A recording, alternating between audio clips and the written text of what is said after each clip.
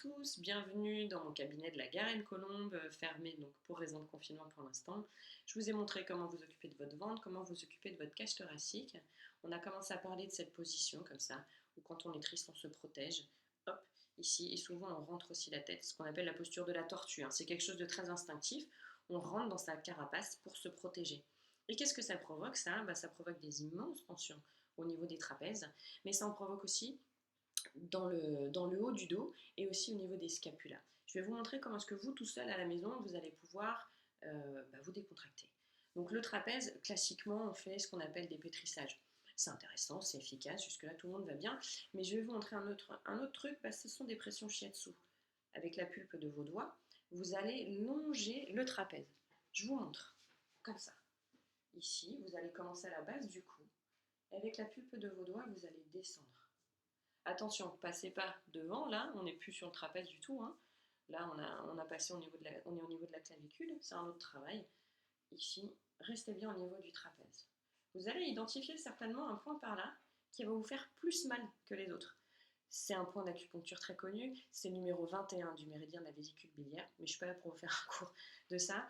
Ce point-là, n'hésitez pas à vous le masser, vraiment restez en pression et tournez. C'est un carrefour de plusieurs muscles, notamment l'élévateur de la scapula, le trapèze, etc., de tout le processus du haut du corps. Si vous êtes enceinte, en revanche, ne le massez pas trop fort. D'accord? Pardon. Il est dit abortif pour les acupuncteurs. Bon, nous, on n'a pas des aiguilles, on a des doigts, mais par principe de précaution, on ne va pas trop s'exciter sur ce point-là précisément quand on est enceinte.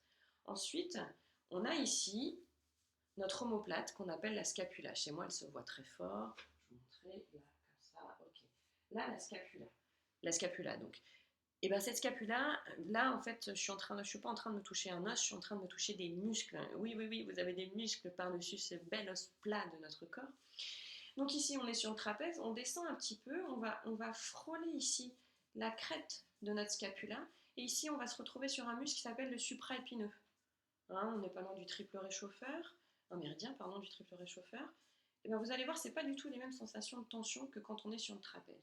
Et quand on continue l'exploration de cette zone, on va passer de l'autre côté de la crête de la scapula, et là, on va arriver sur l'infraépineux. Là, on va croiser plutôt le méridien de l'intestin grêle. Et ici, de manière surprenante, c'est souvent tendu. Et ça, on s'y attend pas du tout à ressentir des douleurs à cet endroit-là, puisqu'on croit qu'il n'y a qu'un os. Voilà. Donc je vous encourage à faire ce travail des deux côtés. Donc vous vous souvenez, avec la pulpe de vos doigts, le long du trapèze, sur le supraépineux et sur l'infraépineux. Ça va bien vous soulager et ça va contribuer à vous aider à ouvrir ici.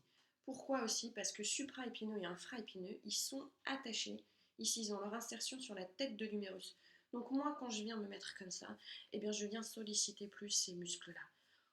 Ouvrez-vous, faites ce travail-là, corée, WC17, étirement, pop pop pop, pop pop pop, pop pop pop. Et tout ira mieux après. En tout cas, vous vous sentirez plus soulagé. Je vous dis à bientôt pour d'autres trucs et astuces.